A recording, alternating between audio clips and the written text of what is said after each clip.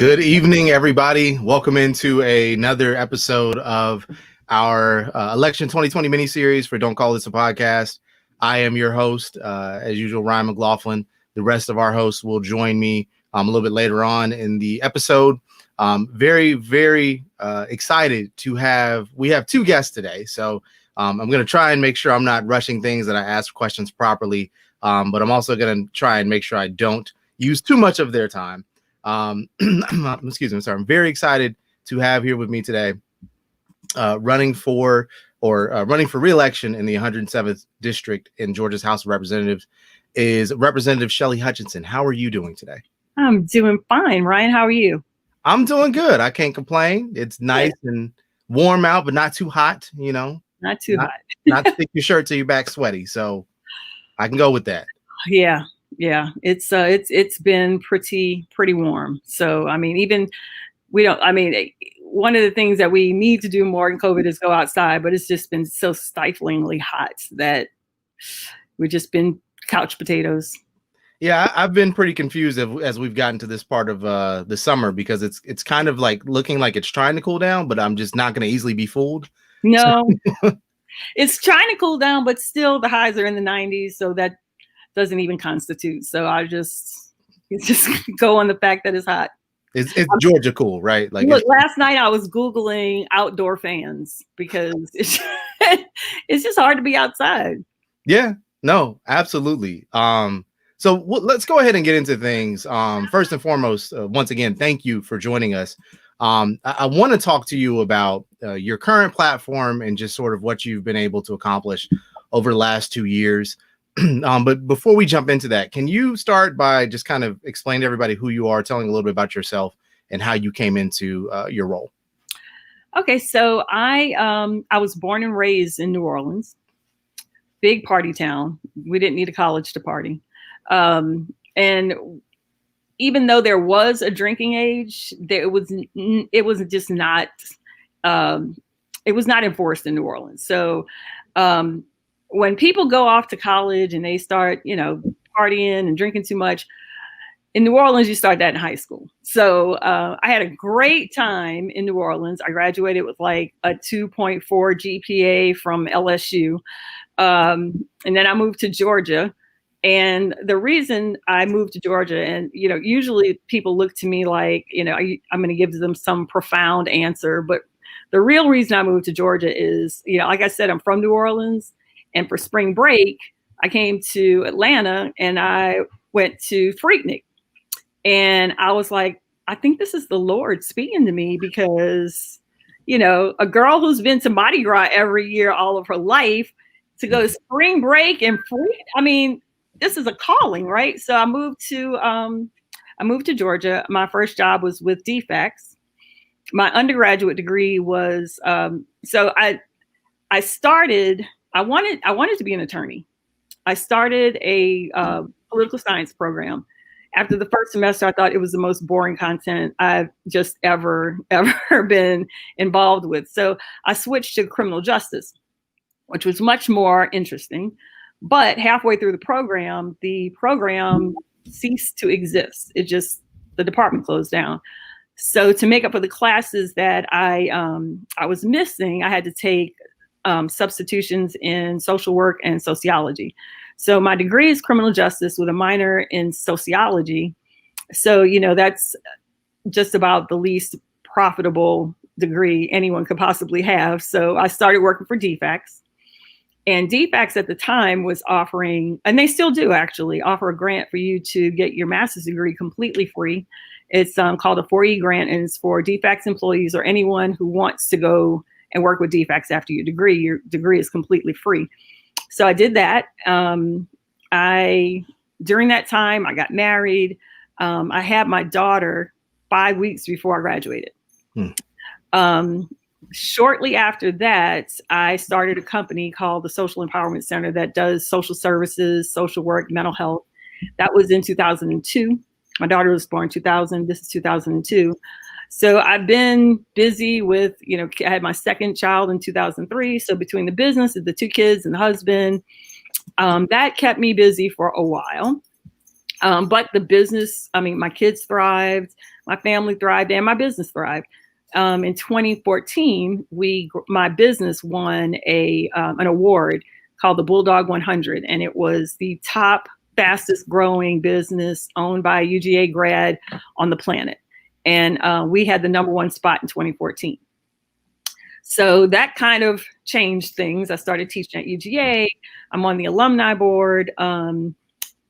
Doors just opened right after that. And things were going well. And then 2016, I woke up one day in November and I thought, the world is not going in the direction that I think it should have gone.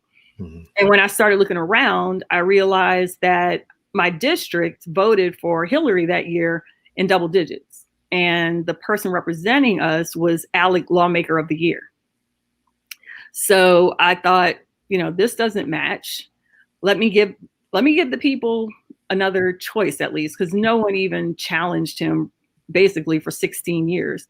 So as soon as I signed up to run, he decided to retire to spend more time with his teenagers. And I can tell you from someone who teaches child development that nobody retires to spend time with teenagers. Usually they get a second job when kids get into that stage of development. But if that's, you do you. But his neighbor decided to run against me. And I beat her by 18 points. So the moral to that story is you never know what you can do until you looked at it, because he flew under the radar for so long. His own party didn't know who he was. So, just for somebody to be there and available has been just huge in my community. So that's what I've been doing. Yeah. Excuse me. I'm sorry. I've noticed this a lot with Gwinnett County, and as somebody who grew up here or spent a lot of my childhood and early teenage years here before leaving, coming back and kind of seeing that even though the county was becoming bluer, that a lot of representatives for time had constantly just been red and unchallenged. Exactly. We talked about it with Dr. Mitchell, who was on a couple of weeks ago, about how, Representative Harrell is somebody who's just been here, right? He was mayor of Snellville, and then he's just kind of been unchallenged for 10 years. So absolutely. I think it's very important that we kind of highlight these things because, as you mentioned, this is a county and that you're a district that overwhelmingly went blue. We're in a county that's getting bluer.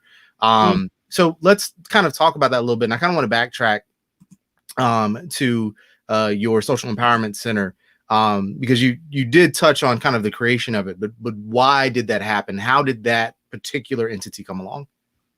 So the honest answer is my children were little and I wanted to start something where I would have more control of my schedule. So as being a social worker, and that was my passion, and that's where I began my career. I knew that Department of Family and Children's Services needed providers to do things that, they were just completely overwhelmed to do, like doing family stories on kids who have entered foster care. That we do. I've done a lot of those in my career. Like when a child first enters foster care, you have to have a complete family history in 30 days. And if you know anything about defects, is they don't have a ton of time on their hands. So providers do a lot of assessments. We do, if it says that the child or the family needs some kind of services, if we can't provide the service, we can refer them out to someone who can. We do a lot of in-home services to kind of cut down on the barrier of transportation to get to mental health services. So it's just, and that is such a demand. It's just, it's more of a demand than I ever thought it would be. But we do a lot of, we have places where we can meet in an office, but we do the vast majority of what we do is at home. And it's, ever since we started, we've had waiting lists and we've been in business since 2002. So it's still a need. And that's one of the things that's on my platform that's probably unique to others is I'm a mental health provider, and I know how difficult Georgia makes it to be a mental health provider. And I don't even think it's something they've sat down to do deliberately. I think with each administration, and this happens, I think, in a lot of states, you get a new governor who hires a new commissioner. The commissioner decides, oh, this is a new brilliant thing we think we should provide. We should ask for mental health providers. And over the years, that's brought us to a position where the administration for mental health providers makes it such that we just can't stay in business. And I have lots of friends who moved to other states that don't have as much just regulation. We have to have contracts with all the Medicaid providers, DFACS, DJJ, Department of Public Health, Department of Behavioral Health, all of that. But all of those entities have different requirements for hiring, for auditing, for regulation in general. So we wind up spending the vast majority of our mental health tax dollars on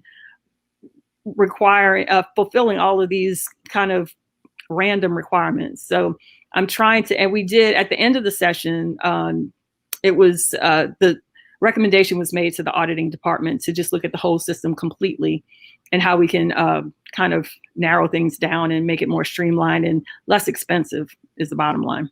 Are there ways that just kind of, I don't want to use the term like ordinary citizens, but are there ways that people can kind of put pressure, not just on their representative, but just at the state level to make that happen? Any person, I think bringing because this is not, when I talk to my colleagues, they don't even know. You know, it wasn't until a provider came into the House that anyone had any clue how difficult it is to be a provider in Georgia. And the fact is, if you need emergency mental health services, you might find yourself in a pickle, particularly if you have a client with very severe symptoms and diagnoses. I mean, when it becomes beyond just like generic depression, you know, that kind of treatment is very, very expensive, and very few people have the type of coverage that you would need to take care of a family member with these kind of diagnoses. So just reaching out and talking to them, I'm aware of this problem, and I would hope, and I did get, I had bipartisan support for a study committee. And I had, you know, the chairs of Health and Human Services and Health and Human Services Appropriations, and a lot of I was the only Democrat on that bill besides maybe the dean. And, you know, it's an issue everyone's concerned about, but, you know, as you know, this year, that is below survival. Mm-hmm. And right now I think we're still in survival mode. So once we get out of survival mode, as you mentioned, this is something that's kind of gotten the bipartisan support. How do you see the process going? Do you see that as something that is able to pick up steam, that we're able to kind of maybe remove some of those possibly well-intentioned regulations that are just kind of holding back the system? Do you see that happening? You know, I hope that it'll happen. It makes a lot of sense. It makes a lot of common sense. But some of the things that the federal guidelines and state guidelines don't necessarily work together. So right now, if you're a mental health provider and you have contracts with all these different entities, all of them require a different set of fingerprints. So if I hired you today, you might have to get fingerprinted 5 times in a year, and the provider pays for that, not the state. Gotcha. So when I looked into just the fingerprinting part, the FBI doesn't share, or whatever national entity runs a background check doesn't share with the state. And Department of Behavioral Health doesn't share information with Department of Family and Children's Services, and Department of Family and Children's Services don't share their information with DJJ. So it's a huge problem that seems simple from the outside. Mm-hmm. I definitely think it can happen, and I'll be pushing for that to happen, because until we free up some of the mental health dollars that's just going into duplicate regulation, we're not going to have we don't have the resources now.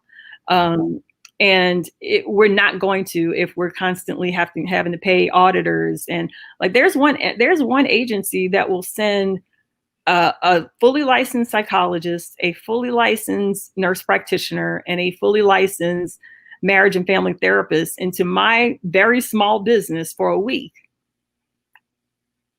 Those 3 paychecks together to spend full time for 1 week in my office, usually twice a year, and that's just one entity. If we can streamline all the rest of them who are judging us on the same services, it's all mental health. I can be doing a family session with this family. 5 different people are judging how we do family sessions. So if we can just streamline that, I feel like we can find more money to treat more people to give them the mental health services that they need. Because a lot of times when you hear about the most horrific crimes, it's usually someone with some kind of mental health background or diagnosis or waiting to be diagnosed. So, this isn't just a money saving thing, it's a public health thing.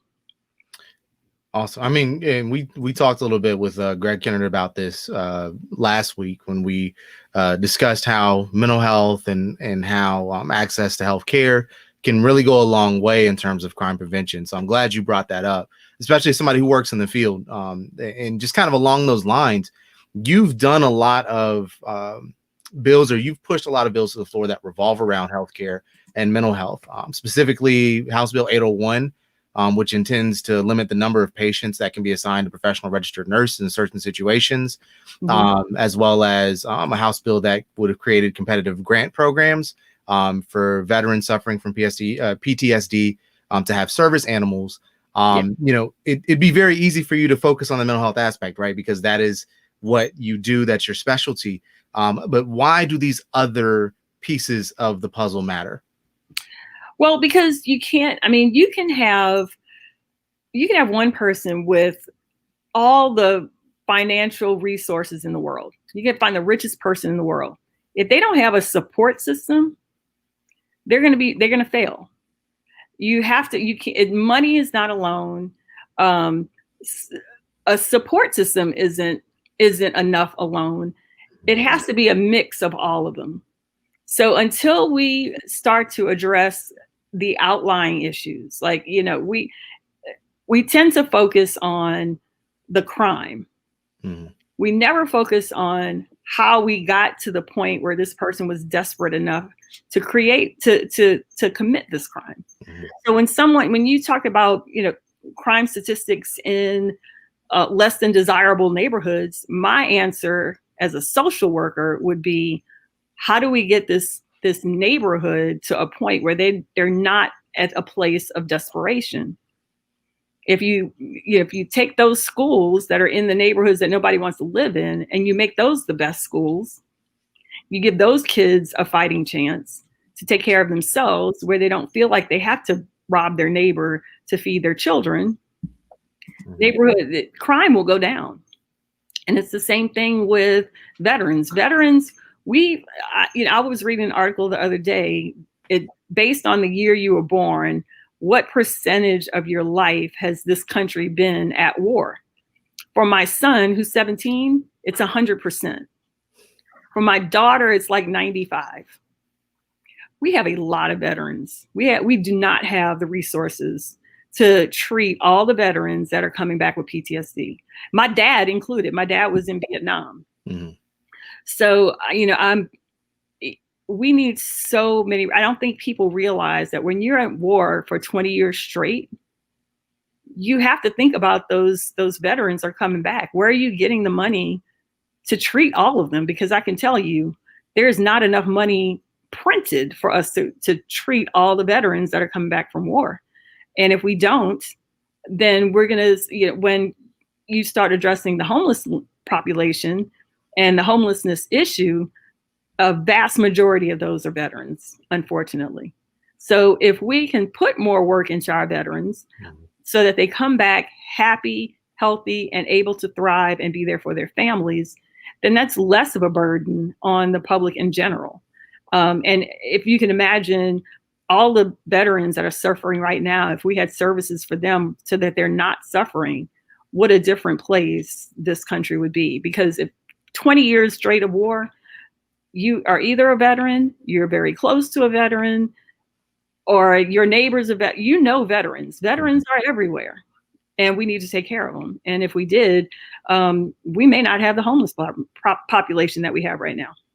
So kind of piggybacking off of that, if you don't mind me elaborating, I didn't really put this in the preview process, but what are some of those things that we can do? So you talk about, or you put the bill forward about, having the service animals to just help produce a sense of calm, right? Or a sense of normalcy. But what are some other things that we can do as they transition back as a state, as local operations? What can we do to better assist our veterans?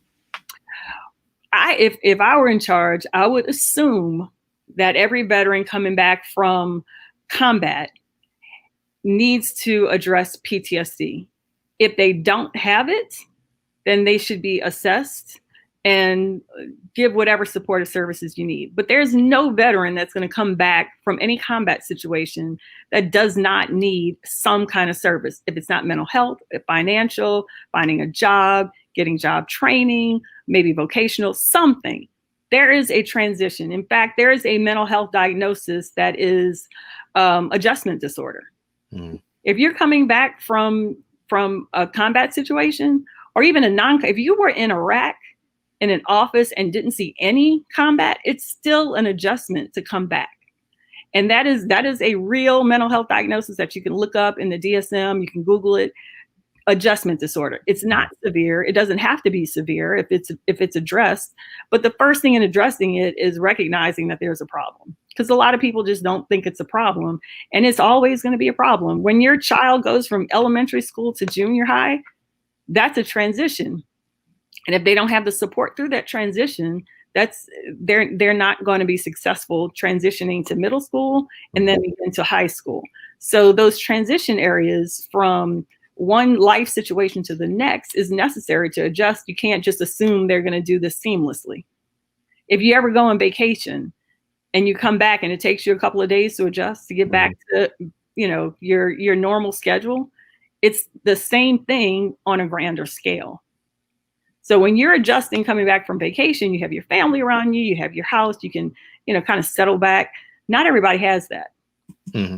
No, not everybody has resources, supportive services at all, if they have a home to come back to. Mm-hmm. So I think if everyone just assumed that we're all going through something, and we can wrap our emotional, collective community selves around people and encourage the people who are in decision-making positions to push for that, we can have a vastly different country, and just the quality of life would improve. But it's my opinion and my observation, particularly in Georgia, that we don't focus on well-being. We focus on business exclusively. Mm-hmm.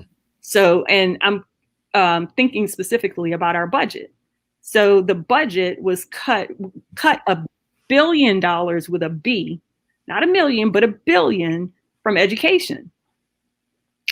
There were other sources of revenue that could have been used, and not the education. To me, education should be the last thing you ever cut. Mm-hmm. Because that's our foundation.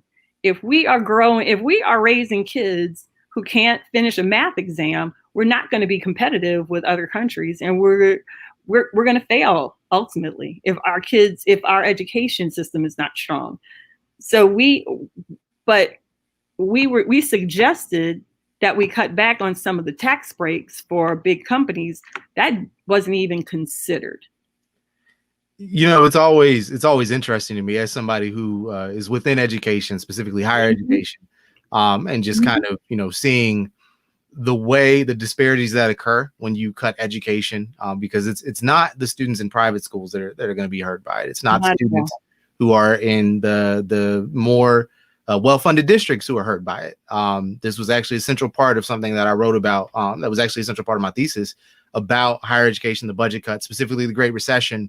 Mm-hmm. And how much of the huge increase in tuition came from that. So I don't think a lot of people realize just how little we're funding, not just our K through 12 institutions, but our higher ed institutions compared to, say, 2005. And it's going to be worse after this. It's going to be worse after this pandemic. And it's interesting that you say that, because my daughter is a junior at the University of Aberdeen in Scotland. And the reason why she is in Scotland, and the University of Aberdeen was established in 1495 or so. They still have their original buildings. In Scotland, guns are banned, pesticides are banned, and the cost of living is, compared to here, nothing. So sending my daughter to Scotland was cheaper than sending her to UGA, which is 45 minutes away from my house. Even with the Zell and the Hope Scholarship, it was cheaper to send her to Scotland, because the first thing right off the bat in European schools and in other countries is that their programs are 3 years and not 4. Mm-hmm. So they cut out that year of English 101 if you want to be an engineer. So that's 25% off your bill right there. My daughter's in a 4-year program. Well, she'll have 2 degrees after 4 years, and the 4th year is free. It's a scholarship year. Mm-hmm. And because it's in the UK, they pay for all their citizens' education. They don't have extra fees, like all the random fees you see when you register for college here. Mm-hmm. There are no fees. You pay it, you write a check for tuition, and that's it. There are no fees, and you don't have to buy books. Most of their books are online, or they buy them in a group. And I think it's more cumbersome for them to scratch out a fee for just a few international students. So they just get their books for free. So it's literally cheaper to send she's having such a great experience being in another country that's not at war, that that we feel safe, that she feels safe. So my son is 17 and he's not applying for anything in the US. Well, and I can't blame him for that.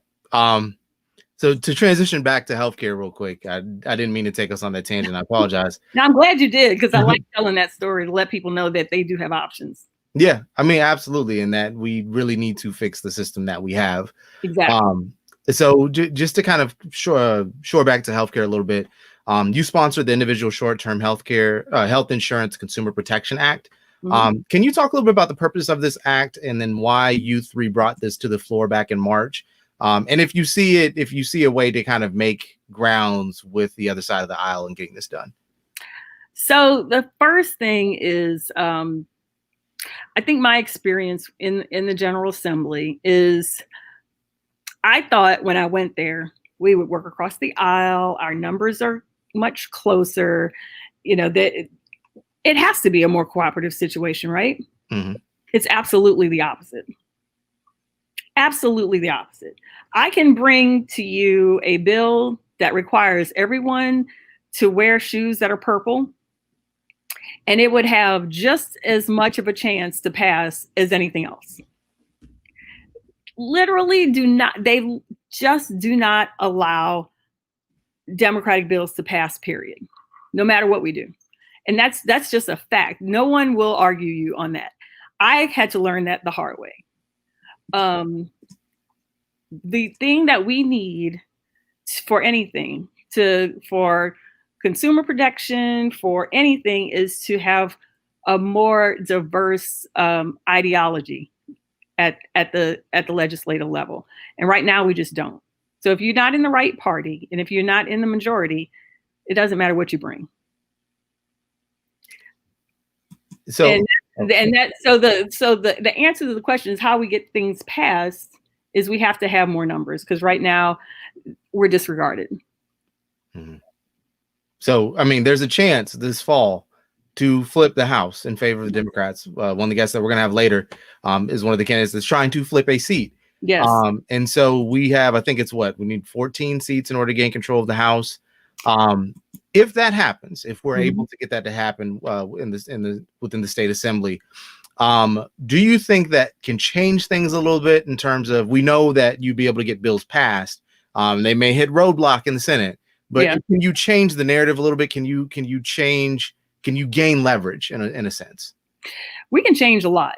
Even though we wouldn't have the governor's office or the Senate, and we might. I mean, I think this whole year we could not have predicted. So let's say we do get the House and not the Senate. But if we have one of those branches, we can do a lot of stopping of bad stuff.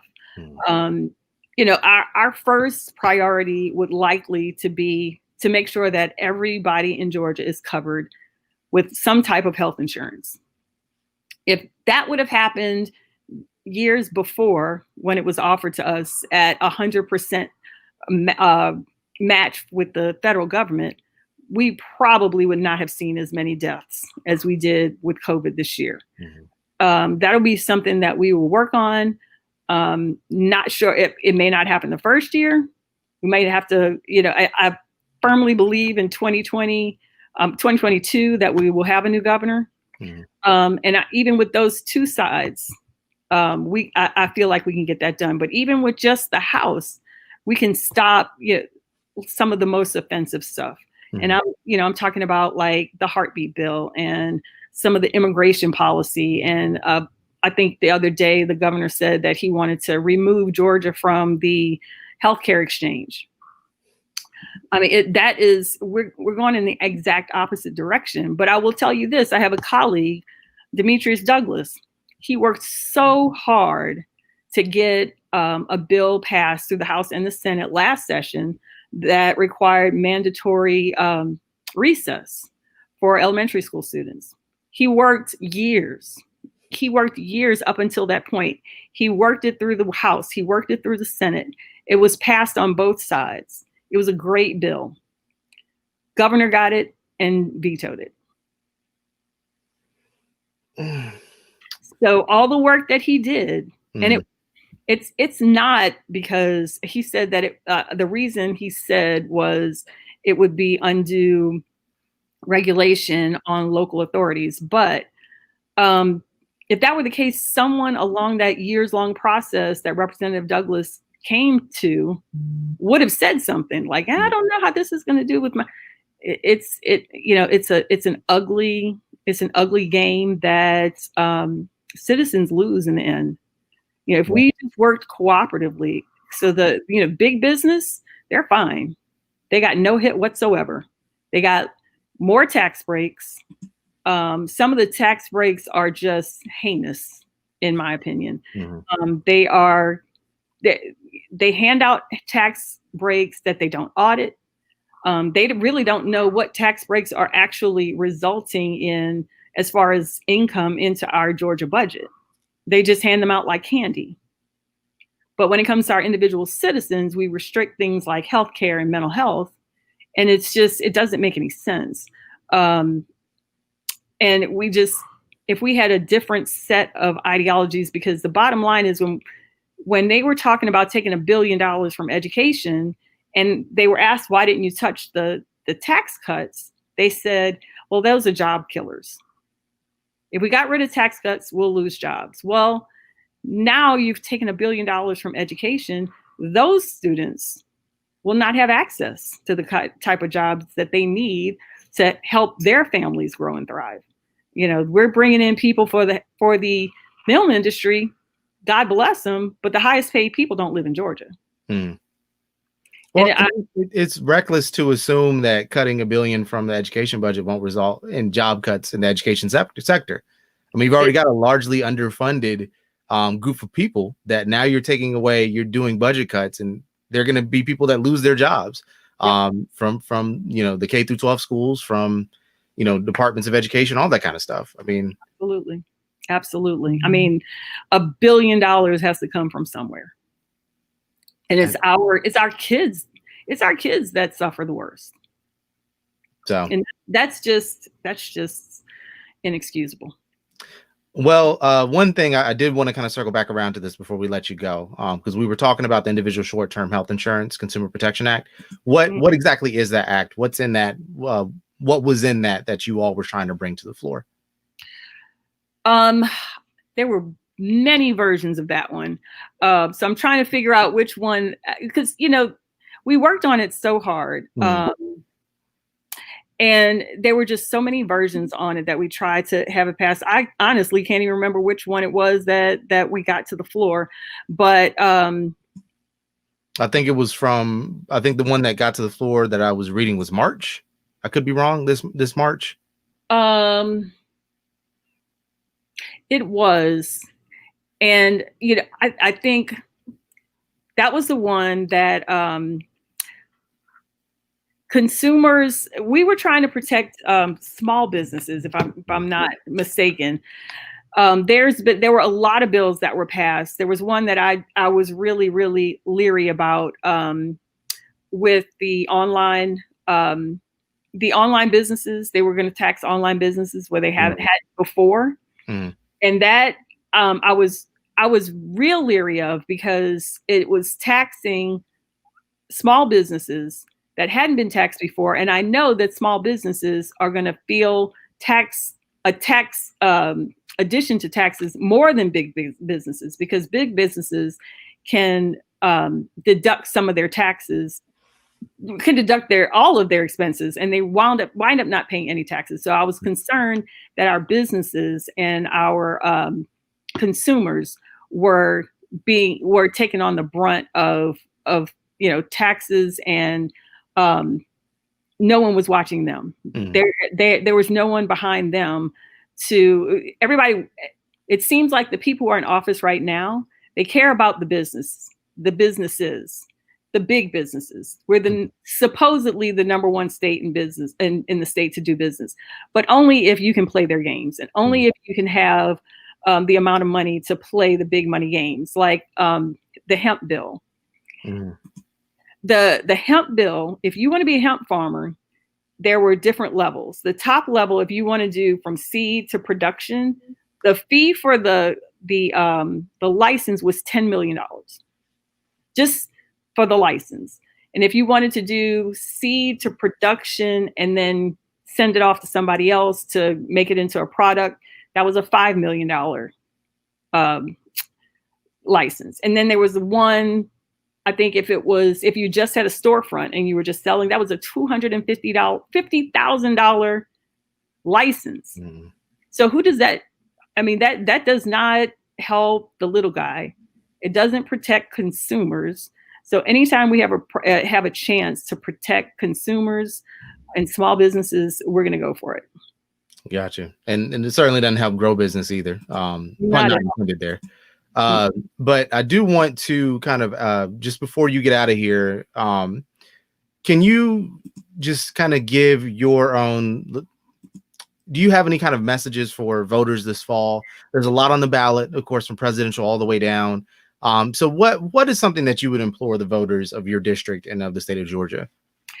Well, the bottom line is, if everyone who can vote did, this country would look a whole lot different in every state. If everyone, and part of that is purposeful. People who are in charge, they want to make sure their voters who support them vote, but make it difficult for their detractors not to. So everyone, no matter what, I wish everyone valued their vote like they do their freedom, because the bottom line, it may be the same thing in the end.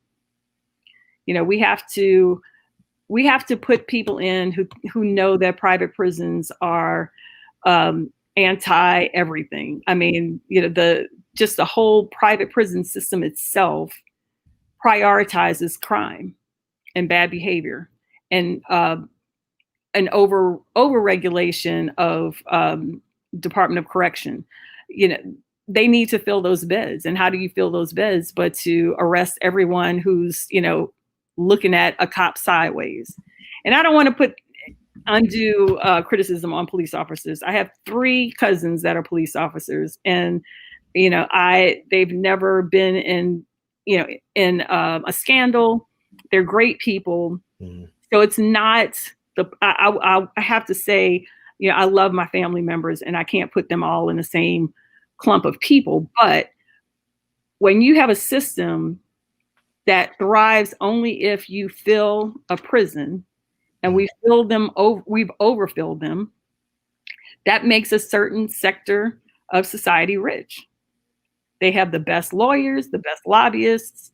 And so, they have a seat at the table at the governor's office. I honestly don't really have a seat at the table either, because even if I sit, he doesn't listen to me, so it doesn't matter. But those people do. We have to vote in people who have a conscience. We have to vote in people who believe in people. The trickle-down theory has never worked, ever. So we need common sense people who know common sense. And I wanted to go back to, we were talking about earlier, people who running to vote.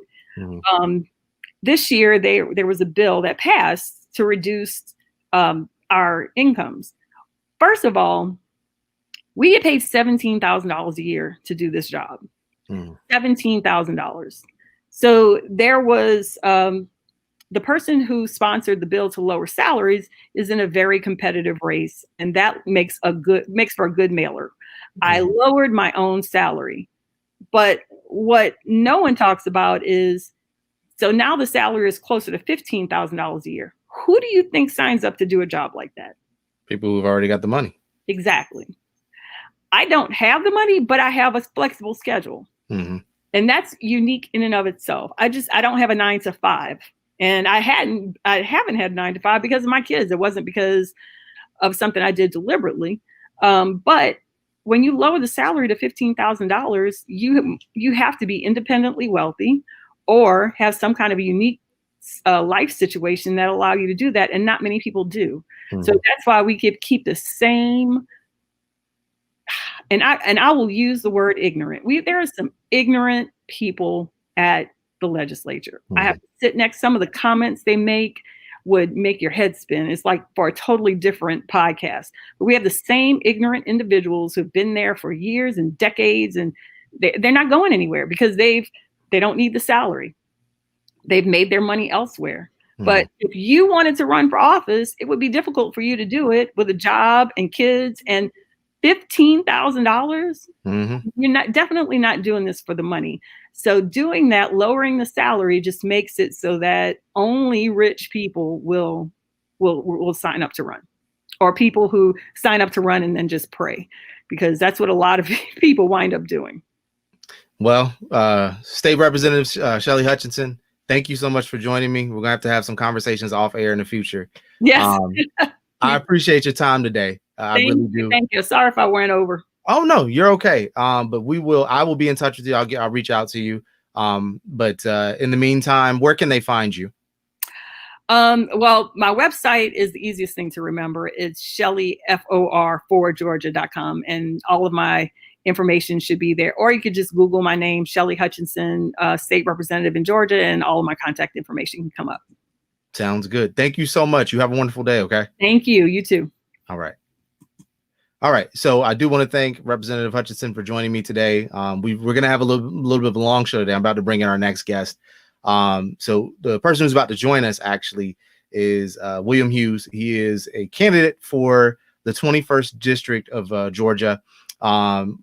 He just finished the primary season, so he's right in the thick of things in terms of trying to build up his case and build up his election case. And then also joining me, I'm actually going to throw Brandon into the fire here since he's finally back to help with the interview.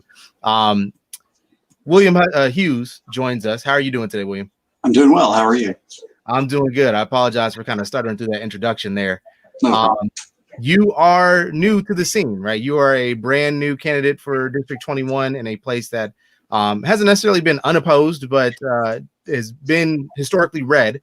Can you tell us a little bit about yourself and why you chose to run?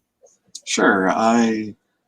The story of how I came to run is basically I was sitting on the couch one night in late October or November last year and got a text message from a Democratic Party affiliated group, I think maybe Move On, asking if I had ever thought about running, and argued on the internet, politics, and in person, people that are much smarter than me, but gave me, a good sounding board and a good opportunity to fine tune my beliefs and understand different points of view. And after that experience, some of us are so full of ourselves that we think, well, yeah, I probably could run for office and do a good job.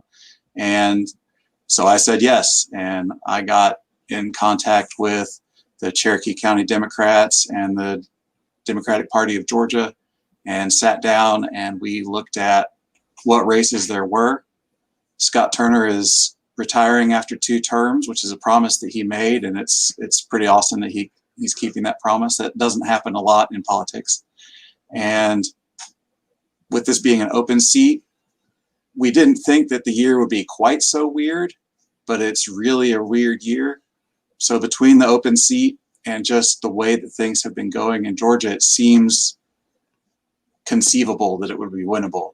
because back then it was more like, we at least need to oppose this.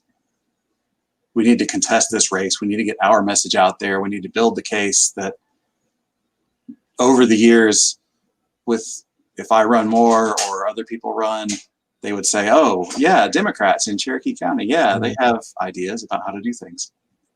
Well, I think it's interesting you bring up that point. You've been one of the more unique candidates that I've been able to follow over the last few weeks, because you take advantage of social media. You take advantage of the internet. Actually, the way I came across your campaign was through Reddit. You had an AMA. You've done several AMAs, actually. Yep. One of your most recent one, I wanted to kind of bring some of the questions that you received from there into here, so you can maybe, it's easier to kind of elaborate through audio than through text sometimes. So I wanted to ask you about, you mentioned on AMA that the Democratic Party had kind of given up on the seat. Even before COVID, why did you think that was the case? Why do you think the party sort of just kind of let this one go? I think that if you look at the history of the way the Democratic Party and the way the Republican Party have contested elections just for the past 40 years even, it's been this slow process of the Republicans running this long game in every state, even in states that no one would think they could win, and building up a bench. And the trick to anything, I'm an engineer, the trick to having good engineers 20 years into their career is that they have to have a career. And what the Republican Party was doing was they would contest every race from dog catcher to president, everywhere in between.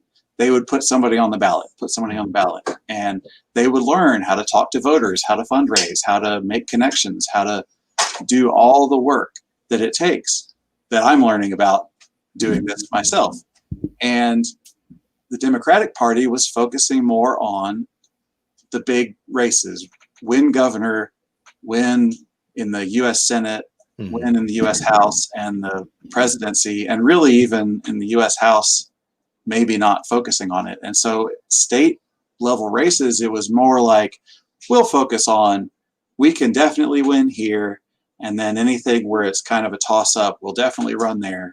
And then basically, if somebody wants to run in a district that's gone Republican for the past 3 cycles, well, good for them.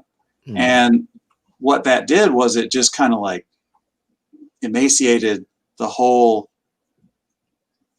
bench of the Democratic Party, so that all they had were their stars. And you can't win the World Series if you just put Mickey Mantle out there, right? He needs a whole team, and he needs a people on the bench for if he throws his back out or something, right? You got to have that approach. You've got to develop your talent. And I'm not a particularly talented guy at anything, but I'm willing to learn how to be helpful and how to get messages out and how to communicate. There are Democrats running all around that I'm helping by getting my message out to people. I'm writing postcards for some people that are running around, and they're writing postcards for me, and we're all working together to build that base. Yeah. Oh, and I think you make good points in terms of, I don't want to try and jump around here, but you make good points in terms of communicating effectively, especially in a district that is historically red, because the messaging is important, right? The foundation of the message is important, right? Because the way they may view Democrats or Democratic Party could be very far from the reality, right? In terms of some of the things that you may support in terms of, and the other way around. I mean, I'm guilty of it too. Well, and some of the things that you want to report. I mean, you made a point to talk about ushering in good government. And I think one quote that you had was, the great people of Georgia have not had a government that actually listens to them for a very long time. Republicans have run the state for decades, have stopped looking to the people who gave them power, and instead look to the party on a national scale and special interests for directions on how to legislate the people of Georgia. And you use the term legislate at, which I thought was very interesting. Can you kind of jump into that a little bit? In what ways does the national party maybe differ from the needs of the locals? I think that when you look at the way that it has come to pass, the way that it plays itself out, it's that there's a talking head on some conservative talk show that has a pet issue and it blows up and it gets good ratings. It sells lots of beer and toilet paper and cars on their commercial breaks. And the Republican Party says, oh, well, then we should talk about that because that gets more money. That gets more, you know, and like you mentioned, I'm very heavy in social media. That gets more clicks. It gets more people watching your videos all the way to the end. All kinds of things that really matter in that space. You know, they don't really matter, but they matter in that space. And the tendency is going to be, well, I called a donor and he was talking about Jack Smith on whatever, complaining about the high cost of beets or whatever, you know, and that was the thing that got a lot of attention from people. And well, by God, they're going to talk about that to their representative. And then it just kind of snowballs, and down at the state issue, well, we don't care. Maybe we don't care about beets in Georgia, right? Mm-hmm. But it's a big deal and it's getting lots of donations coming in. So if you can get your voters excited about beets, well, then write a bill about it. And that's where you have entities like the American Legislative Exchange Council, ALEC, which writes bills for all 50 state legislatures, and then gets all the legislators together and says, hey, here is a pre-written bill. All you have to do is, you know, it's tailored to your state's constitution and all that kind of stuff. We pay lots of people lots of money to make sure, just move it on through and you know, you're going to get lots of donations. It'll be great. And that's been the path. Mm-hmm. So that's why you have things like heartbeat bills and the religious freedom bills and bathroom bills and all this stuff. And you know, they even wanted to name some street somewhere, some road somewhere after the president this session when, you know, the whole state had to shut down. Businesses are going out of business. People are losing their jobs. People are getting sick and dying. And they're saying, well, you know, what we should really focus on is naming a street after the president, because that gets them attention on the national level. And the legislators who might have dreams of being in Congress or the Senate someday at the national level say, aha, if I can get some notoriety, if I can get my reputation up by doing this, that's what I'm going to do. And I don't care if the people in my district in Georgia are suffering or out of work or about to get evicted. They don't care about that. All they care about is their reputation on the national level. Well, you've said in the past that taxes and costs are very important to everyone, but for conservative voters, it tends to be more prominent and more focused on the government. You also mentioned that you need to kind of focus on meeting them in that space. So this is a different world that we're living in. Of course, we're in a kind of a virtual campaign realm. Right. You announced your candidacy pretty much at the peak of, I don't even want to say the peak of COVID, but as everything kind of kicked off, right? Yeah. So what have you been doing to sort of meet them there? How have you been utilizing just kind of the virtual realm and the virtual space to try and connect with more of the Republican voters in your district? So yeah, qualifying actually happened on the March 4th, I think. So we were COVID was definitely moving through. And so in February is where I was like, okay, well, what paperwork do I have to get? And how do I pay for it? You know, all kinds of interesting things that you don't really think about running. You're just like, someone comes up, I proclaim that I'm running for this office. You don't think about, there's like paperwork and proof and all kinds of things you have to do.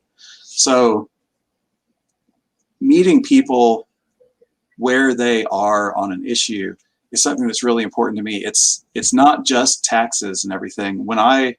For my work, I have traveled. I've been lucky not to have to do it as much lately, but traveled to a lot of rural areas and hanging out with a lot of people from way different realms of life than me, with those kind of very fundamental conservative ideas about government is too big and it's always in the way, and taxes are too high, and whatever tax they take, they waste, and it's a different worldview. And for me to try and meet them there, I have to kind of understand what it is they're saying and why it bothers them. And, you know, one of the reasons it bothers them is that their pay hasn't been going up for 40 years. And every little chunk of money that comes out of their paycheck is money that they could definitely use. It's not like, oh, it'd be nice to have that extra money. It's, I need that money. And so when they see that come out of their paycheck, and then they hear about things like the bridge to nowhere in Alaska or whatever was in the news on that cycle, that really gets them, and that sticks in their mind. And it's and some other things that maybe they aren't experiencing, like what happens when schools are underfunded, what happens when the roads aren't repaired, what happens when you let your electrical generation infrastructure kind of just, well, we can go one more year before we spend on repairing that, and we can cut the budget by this much, and then that keeps the that resonates. And so to me, the trick is that there's just a different kind of thinking, and I don't think that they're wrong to be thinking that way. It's a way of thinking that's gotten them to where they are in their life, so that's not too bad. But I need to understand that the thing that gets them the most is that they see that money going away, and then they see it going to something that they don't think it should go to. And so I need to either come to them and say, look, I think that I can convince you that the things that we're spending money on are worthwhile, or maybe move into the horse trading thing that used to be the way that the government worked at every level, was all and it's still, it sounds dirty, right? You scratch my back, I'll scratch yours, that kind of thing. But that's what society is, right?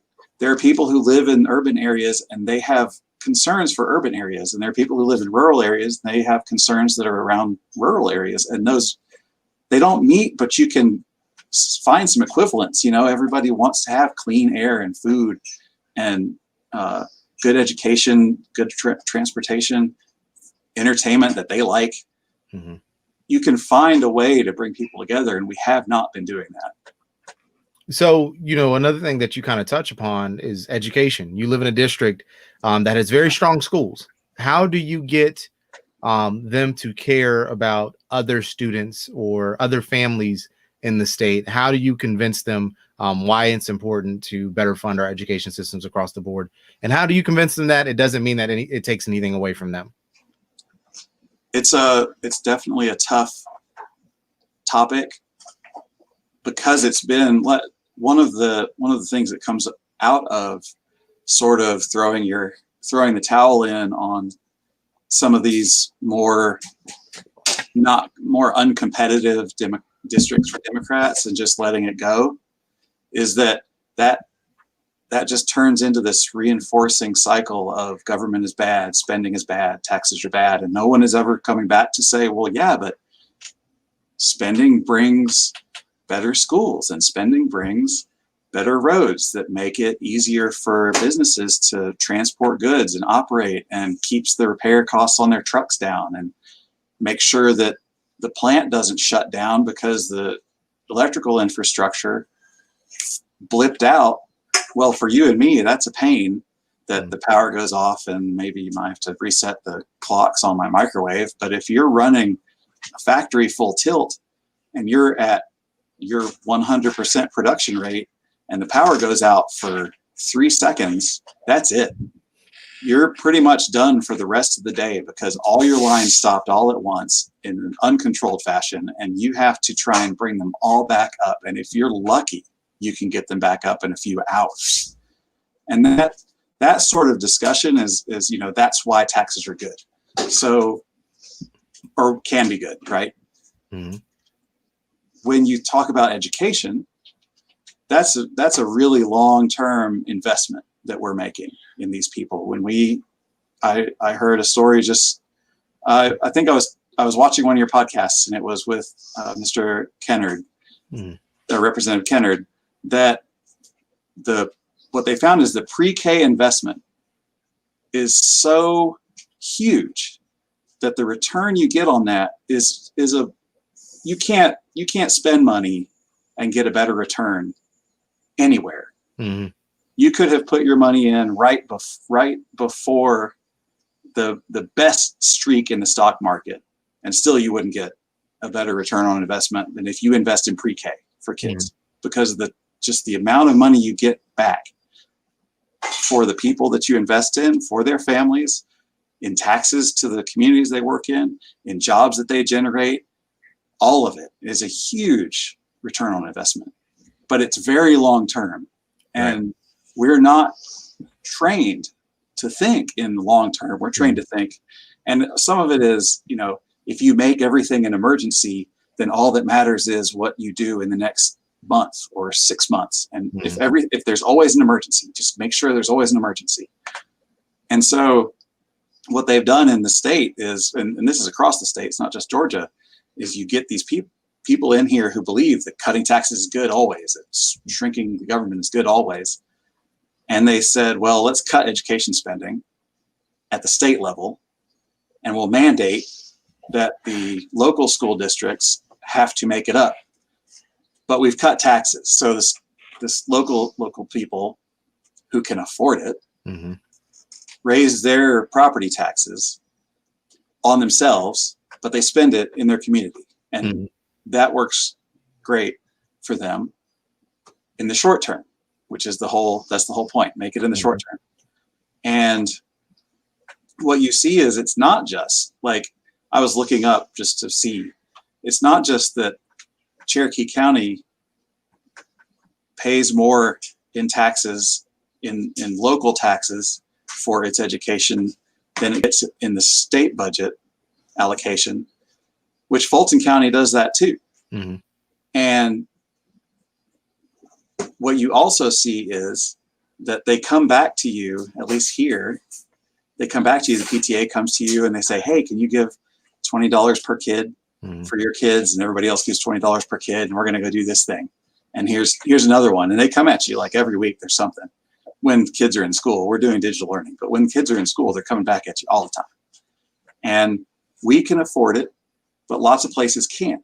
And that's like a hidden imbalance too. But you know, to your specific question, because I have lots of things to talk about. The trick is that long-term thinking. And that's going to be, it took 40 years to get to where no one would think in the long term anymore. It might take that long to get to where people will think in the long term again. And I think that we have a good opportunity now where we can say, this is what happens when you stop thinking about the long term. Do you see how our whole country is shattered, and there's all these other countries that have been thinking in the long term seem to be doing a lot better than we are. All these states, you can even look at states that have taken a different approach and maybe been a little more long-term thinking and say they're doing better. Maybe we should start thinking in the long term again. Yeah. Along those lines, I mean, you've talked about, or you've wanted to push and tackle on criminal justice reform, or you know, at least having the conversation about criminal justice reform. You've wanted to talk about, along with the education system, the healthcare system. On the criminal justice side, because again, I'm going to kind of keep going back to this idea of where you are in your district. Certain buzzwords, certain hashtags, certain movements can get misconstrued, right? If you talk to anybody in general who may be more progressive or more of a Democrat, and you talk to them about, or you ask them about defund the police, they'll be able to talk to you about the whole concept and the construct of reallocating funds. Whereas if somebody who hasn't really followed the movement, maybe they're an independent, maybe they're a hardcore Republican, here's that term, they think that it is, you know, pure, you know, abolition, right? So again, how do you have that conversation with someone who may already be embedded in the idea of it being something that it's not? How do you bring them back to the idea and convince them that this could be a good thing? That one, I think, has a really good chance if we're careful about the messaging, because that defund the police came out of, it was a hashtag that someone made that spread like wildfire right after George Floyd and Breonna Taylor and Ahmaud Arbery. And you can't keep, I would take up your whole show listing the names. So they made that, and it's catchy, it's short, it's got everything that you need in the hashtag, but the message gets interpreted very wildly, like you said. a progressive, someone who was there on the street when they were thinking about all that stuff, would say, oh, well, we're talking about all we do is give them money and military gear, and that's it. And we tell them, go out and keep the streets safe. And that's their entire mandate. But we could do that differently. We could take that money and give it in little pots and try and focus and give them a more specific mandate than keep the streets safe. And so one thing that I've found as I was trying to figure out, how do I message this? How do I communicate what it is I mean? Is unbundle the police. And that, I think that came from, I probably was watching John Oliver or something. And it's, if you look at what police do, they do a lot of stuff that has nothing to do with keeping the peace. They're doing a lot of stuff that's responding to emergencies. And basically, if it's not a fire and it's not a health emergency, then the police go. And there are a lot of emergencies that aren't fires and aren't people having heart attacks. There's lots of things that require help from a professional who can make the situation better, like mental health episodes. If you are having a mental health episode, if you came back from Iraq and you have PTSD and you have anxiety and you have 6 different mental things going on at once, you don't need a guy with a gun to show up and solve that problem. It's not going to work. You need someone who knows what a mental health problem looks like and how to de-escalate it and how to get people I don't say under control, but get people to calm down and start coming back into reality. And same thing with drugs. Someone who is having a really bad trip and thinks that the walls are trying to get them or whatever it is that's going on, if you send someone in a uniform with a gun, that's not going to help the situation. They're like, oh, thank goodness. That's not what the person is going to do. You need to send someone who has experience with dealing with people who are having a bad trip. And truancy. And the one that really got me was traffic. I didn't even think about this until someone pointed it out. Is like, why are people who are trained to deal with violent situations, who are carrying guns and are trained in a way that, their training focuses a lot on how to deal with if the situation goes bad. You have to use your taser and then you use the gun, and but it's a traffic stop, right? You ran the stop sign. It does not 99% of the time go bad. There's never going to be like, he caught me for running the red light, time to have a shootout. It happens every once in a while, but it doesn't warrant sending an armed person to deal with that every single time. And then the whole thing, when you take all those, you take some time that they're spending on mental health and time that they're spending on drugs and time that they're spending on traffic, and you reallocate that money and time and effort and equipment to specifically having people ready to deal with those things. You go look, and how often does this happen? Well, okay, we'll put this much money. Suddenly you have these trained people who are ready to deal with violent, dangerous situations. And then they only ever have to deal with violent, dangerous situations, and they can do it appropriately. Because when they come up on one, I want there to be a cop available to come and help me if I'm in a violent, dangerous situation. I don't want a social worker to come do it because they're not going to be trained. You don't send a paramedic to deal with the violence. You preferably don't send a cop to deal with heart attack, right? You got to allocate your resources, and I think that is where you can bring people in to say, oh, I see what you're saying.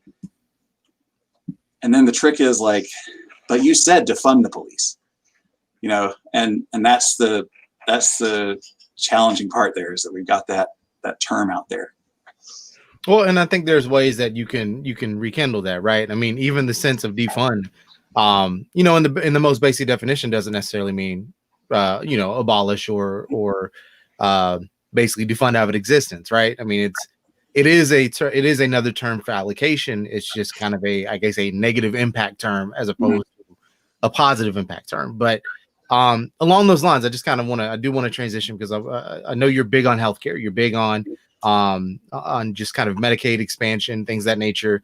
Can we talk a little bit about you said that the privatized system is probably the biggest issue or the biggest hurdle that most Georgians deal with when it comes to proper health care. Can you kind of talk about that a little bit? If you could wave a magic wand, you became governor of Georgia for the day and your party was in control, how do you fix the healthcare situation at a state level? I think at a state, I don't think that there's any difference between the challenges and the solutions that you can come up with for a state level approach or the national level. So speaking personally, I've been a fan of Medicare for All basically since I heard the term. Part of that is because I knew that that talking about nationalized medicine or anything like that was just kind of a non-starter. But we have the Medicare system, and if you talk to seniors, they love Medicare. It is probably the best healthcare system in America for everyone who's a member. And right now it's everyone who's 65 and older. And I believe that the plan is to maybe if Joe Biden gets to the opportunity to wave that wand, it would be 55 and up. And I don't see why we can't do that in Georgia.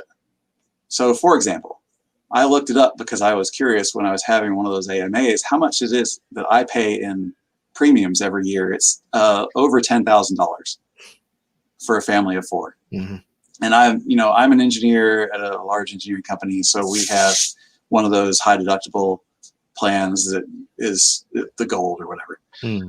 So it's more expensive than a lot, but it also gets me a lot of good benefits that most of my neighbors don't enjoy, right? So what we could do is say, you don't have to spend $10,000 on premiums anymore. Now you can spend $8,000 on your Georgia healthcare bill. So you save $2,000 a year already. And then the state of Georgia has all of the people of Georgia, all 10.6 million of us, as patients. And we have all the hospitals in Georgia. And we say, if you want, you go to the hospital that you want at the time that you need it. And, people talk about fraud. It's minuscule. So I'm going to ignore fraud for a minute. You go and you need the health care and you get the health care. And we are the state. You don't have to fill out Blue Cross forms and Aetna forms and Cigna forms and United forms anymore. You just fill out the state of Georgia form. Hey, now your administration costs have dropped precipitously.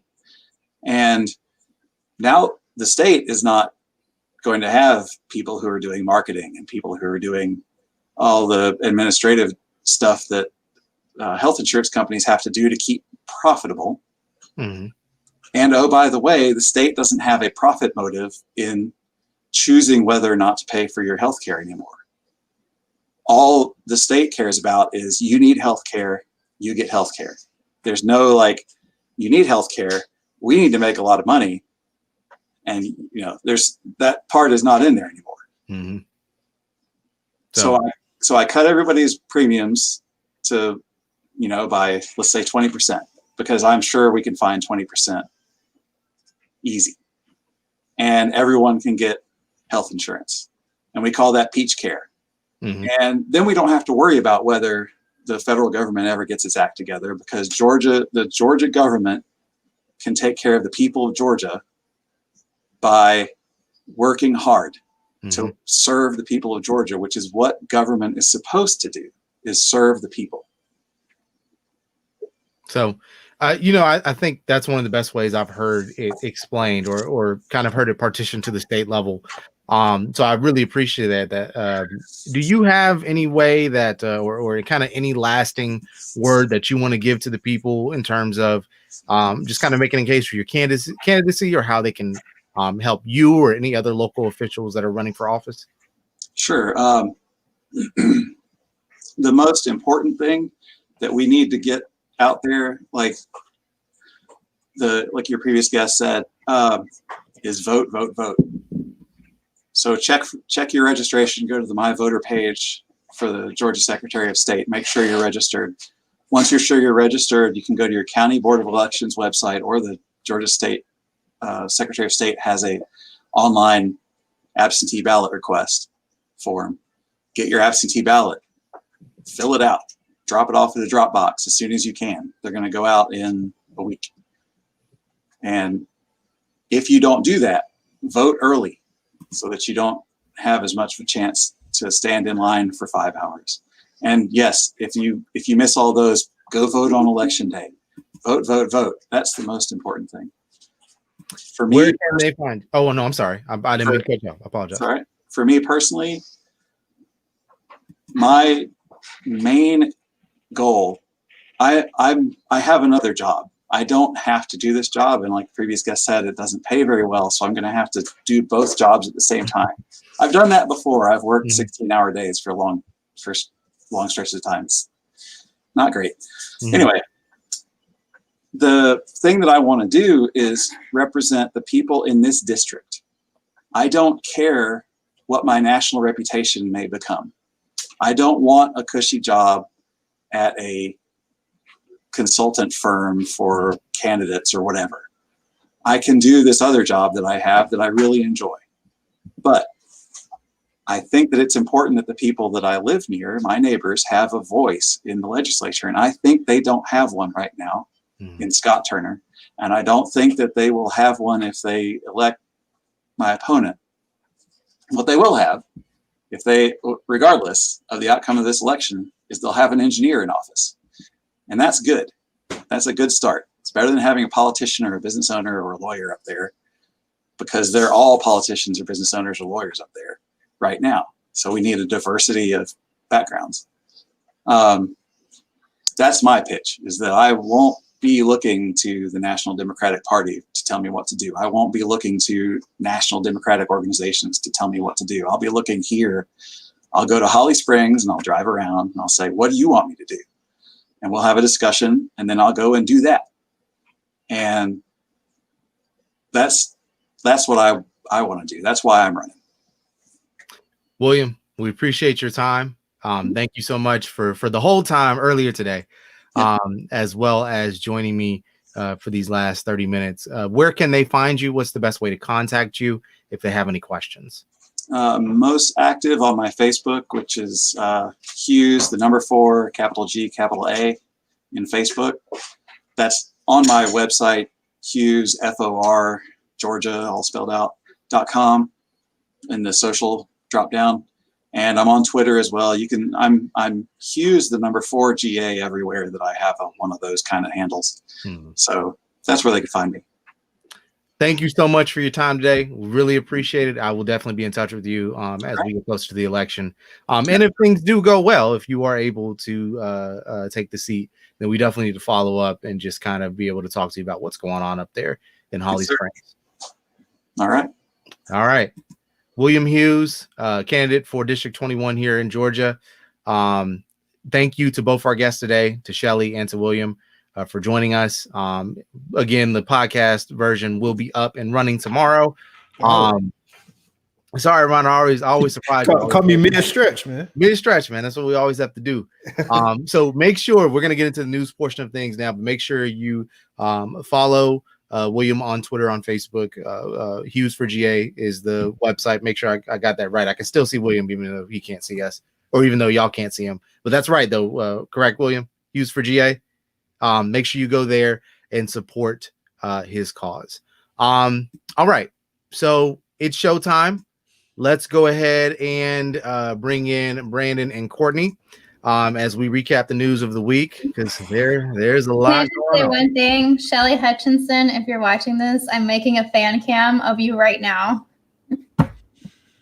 Also, I was watching the whole time, like I'm watching a football game. Like, yeah, I'm a social worker too. That's all. I'm about to bring the legitimacy of this podcast down a few notches, but I just Right? feel Like, I just feel there's Uncle not Nearest even- in my eye. That's why I'm doing like this right now. It's flashing to my eye, but I'm ready. Let's go. We just went through interviewing two very professional, very interesting candidates to all of the sudden Ron spilling alcohol in his eye and And Courtney then I got bringing on her wine. I do want to make sure I put this up before I forget. Wait, we have alcohol? you didn't get the memo. No. I mean, mine's up here somewhere, but that's a whole nother. I actually have started keeping a wine bottle behind me at this point because I've noticed I was drinking wine in every episode. Well, let's go ahead and jump into things. First and foremost, Brandon's back, everybody. Yeah. Hey guys. After he up and moved across the country.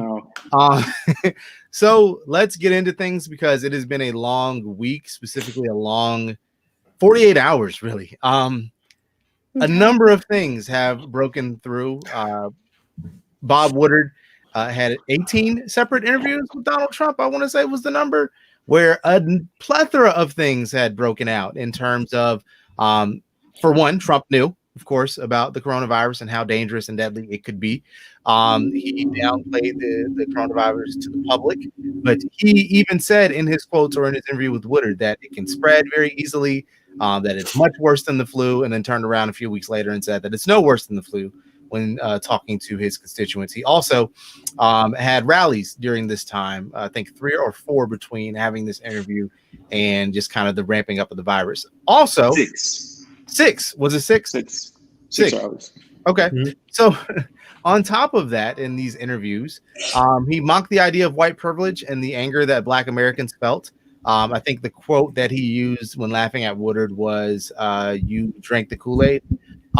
He also acknowledged that he protected Saudi Crown Prince Mohammed bin Salman after the murder of journalist Jamal Khashoggi. So on a scale of 1 to 10, I'm sorry, on a scale of 10 to 10, Brandon, how exhausted are you? Is 100 an option? Because I'm however high you want to go. I'm in order of magnitude greater than 10 at least. His scandals are so many that it's hard to keep up.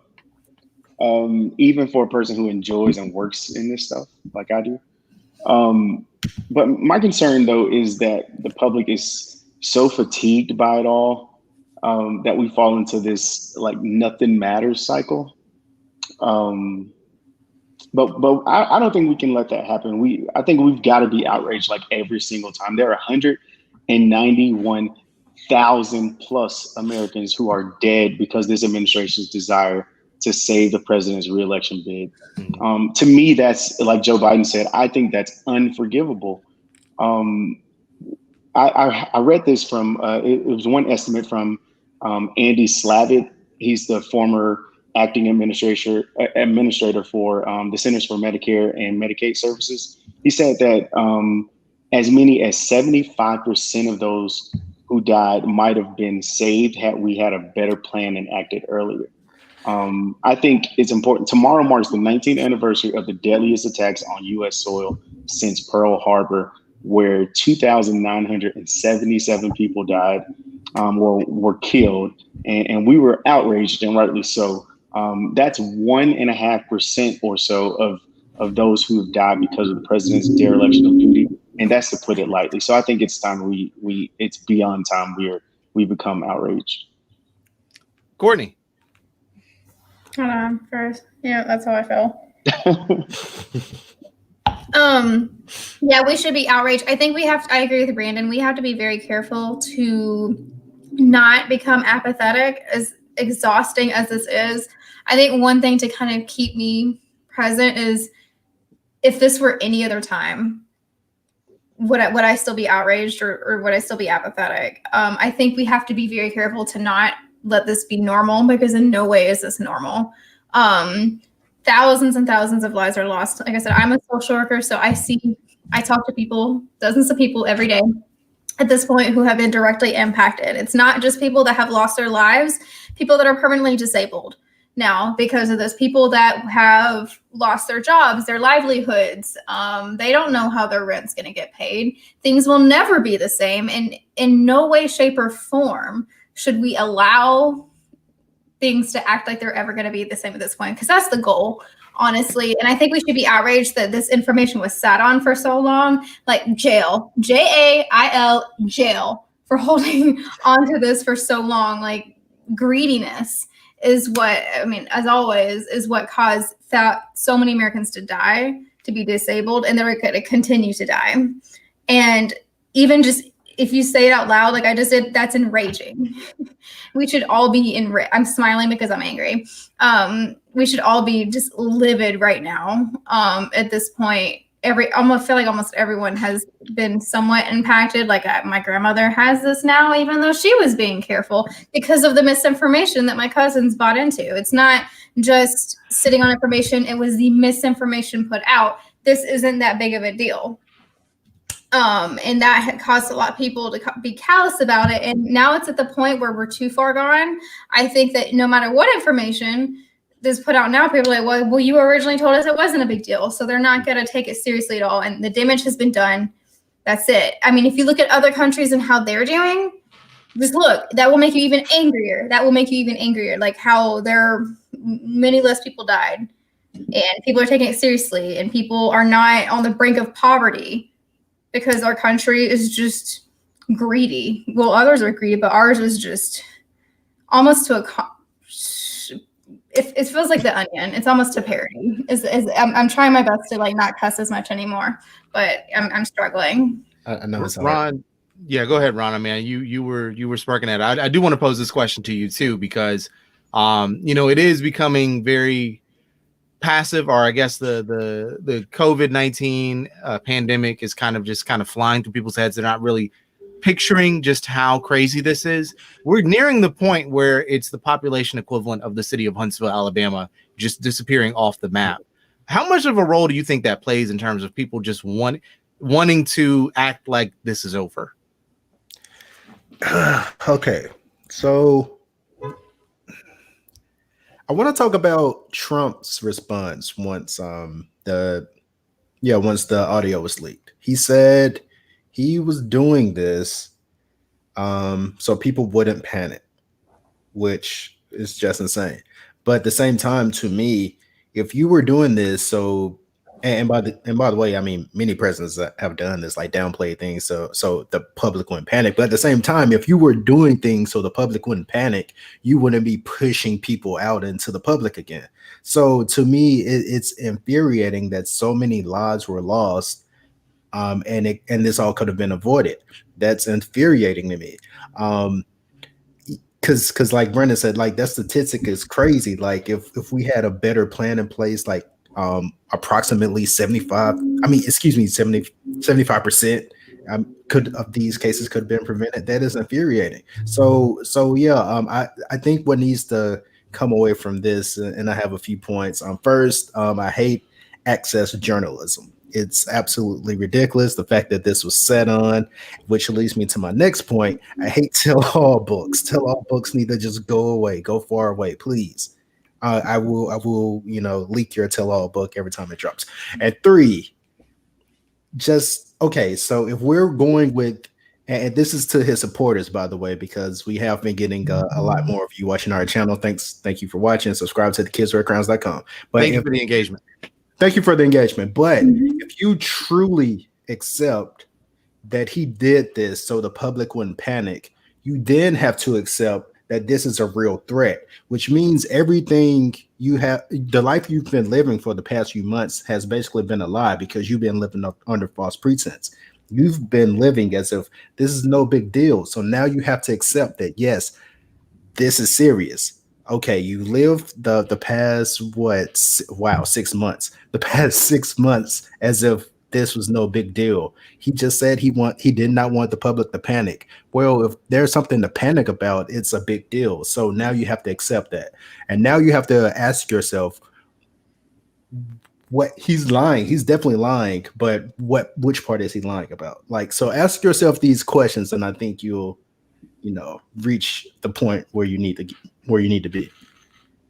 So I kind of want to continue going along that route because it just, the further we get into this, or the further we go down this path, I think Brandon was the one that mentioned it, people get more and more exhausted, right? Like, we've been in our homes for 6 months. We have been, everything has kind of come to a standstill. And yeah, there are people out there who've just kind of disregarded it.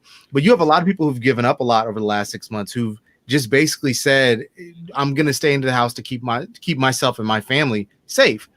And I think when you just slow down and think with a rational head, and you look at this and you say, President knew about this back in January or December, right? We had reports about this before, even before the Woodward interview. We had reports saying that he knew that this was coming, that this was going on. He did not act.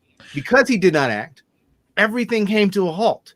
We were forced to bring everything to a halt for longer than we should have, right? If he would have acted, maybe we had a shutdown for 2 or 3 weeks. But you isolate, you contact trace, you do all the necessary things so that these things don't happen. And guess what? It's September. We're back to normal. The NFL isn't having to worry about possibly shut down because of COVID. College football can resume as normal. All these things that people wanted to cover their ears and bury their heads in the sand so that we could have would actually happen if we would have done what we were supposed to do.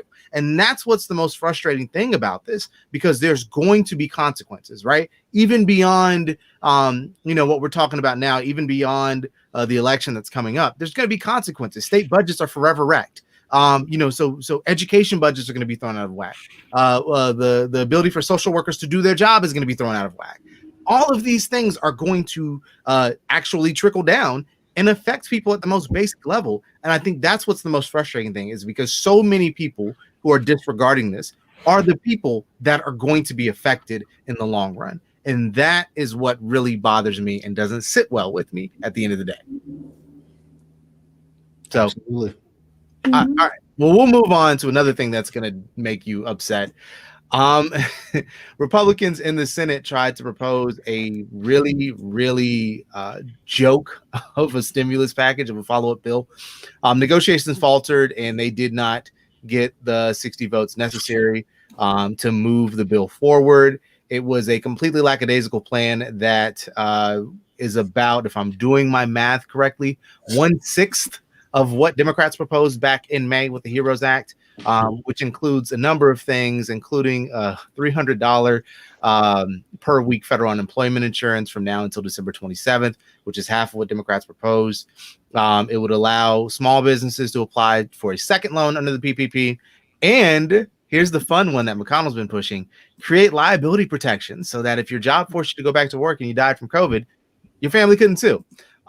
Or just the overall lack of stimulus checks that went directly to the American people. It's a disaster in every sense of the word. Brandon, I'm going to let you take the wheel on this first. We know that the Republicans are not going to act in good faith or even come to the negotiation table. They've proven it time and time again. So how do the Democrats message this? In what way do they get the message out to the people that they are trying and they're the ones being railroaded? To be clear, I don't think a stimulus is not happening before the election, period. It's just not going to happen. Mm-hmm. So the best thing, in my opinion, that Democrats can do is just drive home the point in every vulnerable Senate Republican's home state, that the reason they can't feed their families, the reason they can't pay their bills, why they're being evicted, is the same reason they lost their jobs in the midst of a pandemic. Because Donald Trump and Senate Republicans don't give a shit about them. And that's the message to me. In my opinion, that's the message. And I should have probably said that in less colorful language, but you get the point. I think you drive that home in every single vulnerable Republicans district or state, and you win those seats. Do you see anywhere, and Ron, I'll let you jump in on this, where that could be palpable? I mean, Susan Collins in Maine, maybe somebody that could really hurt. Steve Daines in Montana, again, another person that could really hurt. What's another way that this can be driven home, Ron? One thing Republicans do well, they boil down their messages to like bullet points. So it's hard to say Like, hey, we've had the Heroes Act on the desk since X date, yada, yada, yada. So every time Republicans put forward this bill, you need to push out to the people. This is what they're offering, and this is what's been shelved since then. You need to find a way to communicate that to the people, because as soon as the votes went through, you saw Republicans on the timeline flipping the narrative saying, well, they're playing politics. They don't want you to have aid, although their bill would not have done anything for the average American person. So Democrats need to keep pushing that, like, hey, we've wanted to get this done, and we're not just going to accept any bill. We're not going to give more money to corporations. We're not going to give more money to people who don't need it. We're not going to and basically the liability is a non-starter. Like the liability protection is a non-starter. They need to put that out there, that we're trying to protect the interest of the average American, and they really need to communicate that, like hammer that home. Like, once again, like I said, compare what you want to give to people versus why you would not vote for this bill. Because I think if you put it out there, like, okay, I drew this line in the sand because we don't want this for you, then people will be receptive to that. And I'm not seeing a lot of that. I'm seeing more so of the Democrats already flipping it. The Republicans already flipping a narrative. Courtney? Yeah, pretty much what Ron said. I really don't think, first of all, the fact that they called it the skinny stimulus package, people should want to fight them for. People are dying and starving to death, and they called it the skinny stimulus package. Can we just sit on that for a second? Like, how dare you, Turtle Man? I'm really gonna try not to say what I want to say, but I've said it before. Just go to the other podcast where I talked about the man that looks like he should be in the Turtle Club. That's all I want to say on that. But I think, and people need to be watchful of the Republican Party's narratives, and not to fall for that. And I'm going to say this, I have to be very careful as a social worker. If you find that you're frustrated at the lack of change in public benefits, like how they're still counting full unemployment, if you were getting that $600 unemployment a week, you were ineligible for food stamps likely. Do not get mad at the government workers. You know who's in charge of that? FNS. You know who dictates that? Your local representatives. It already is trickling down to the smallest things. Like Georgia, who hasn't expanded Medicaid. You lost your job. You can't afford COBRA. Yet, because you don't have a child and you're not disabled, you can't get Medicaid. You know who that was? That was your local representative, who likely is Republican. So it goes back to the changes far. It's just so frustrating because every day I deal with people who have no idea that their representatives are doing things like this. You really need to tap in. Like, guess what? Last week I found out my representative is anti-vax. So the moral of the story in 2020. In the year 2020. Mm-hmm. So you need to, I sent a really long email that's not going to get a response. So we need to be, even if you have a Republican representative, you need to be bugging the hell out of them.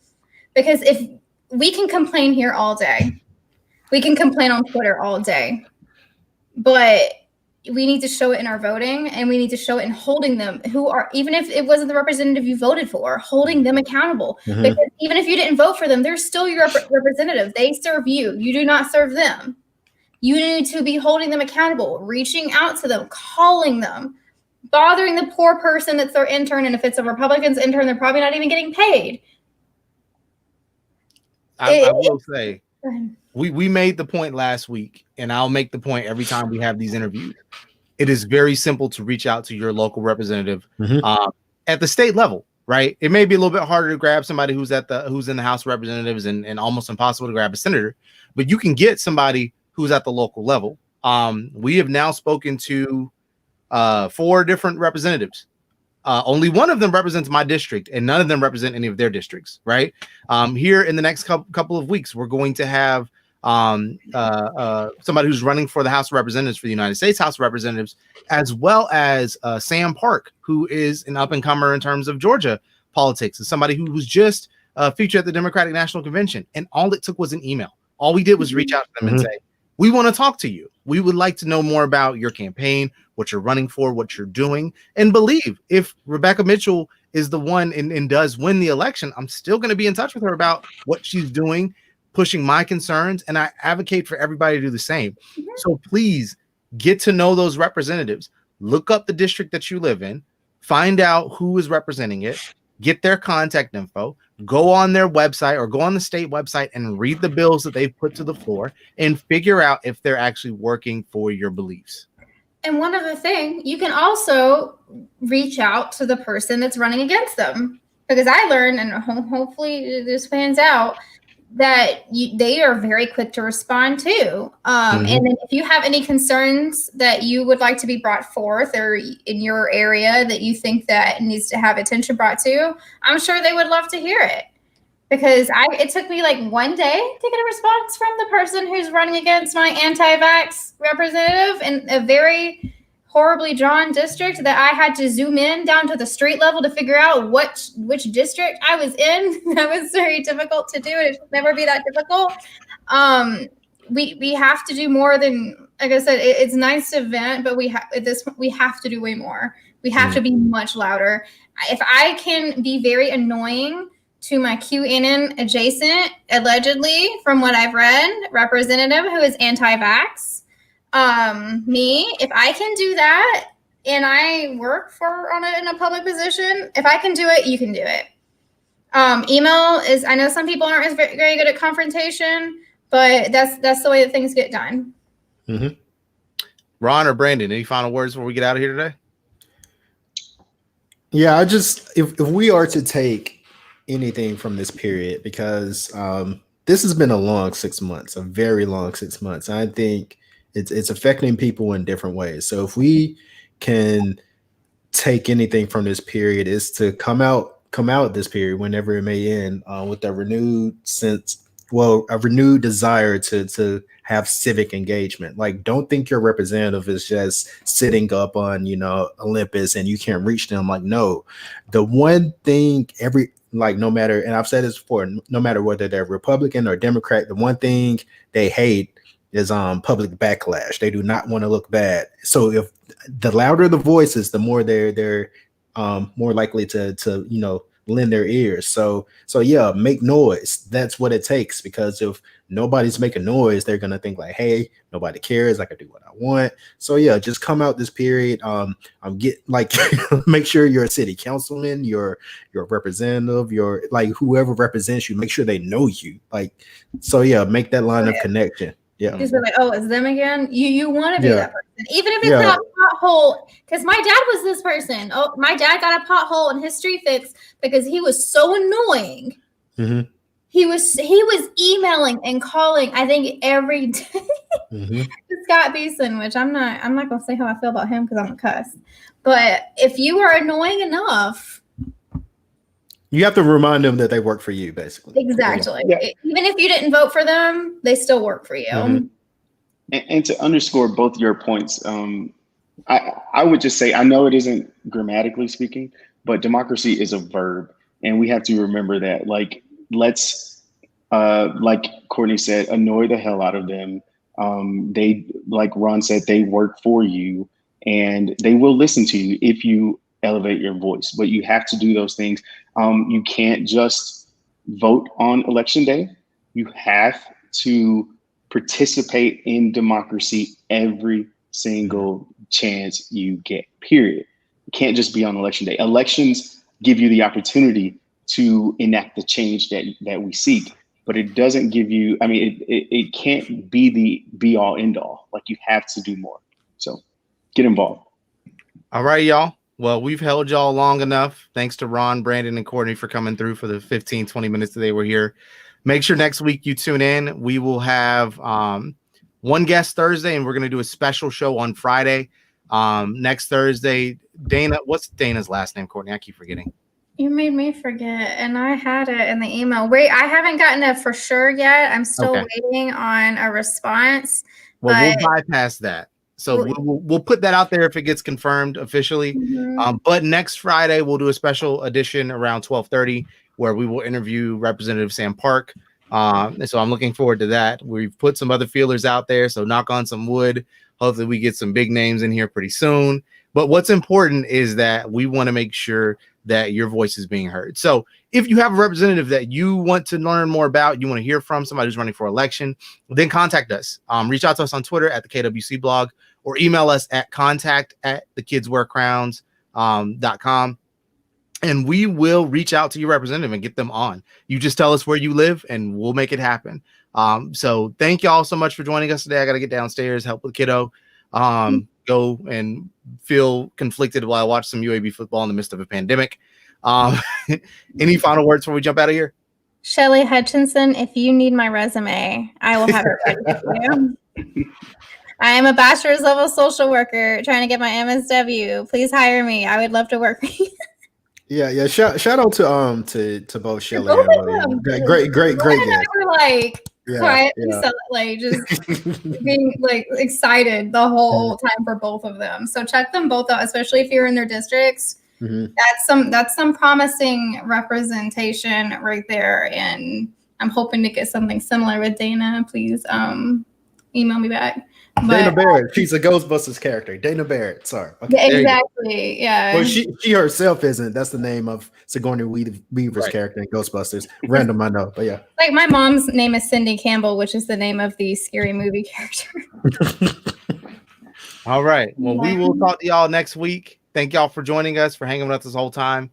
And we will see you soon. Peace out.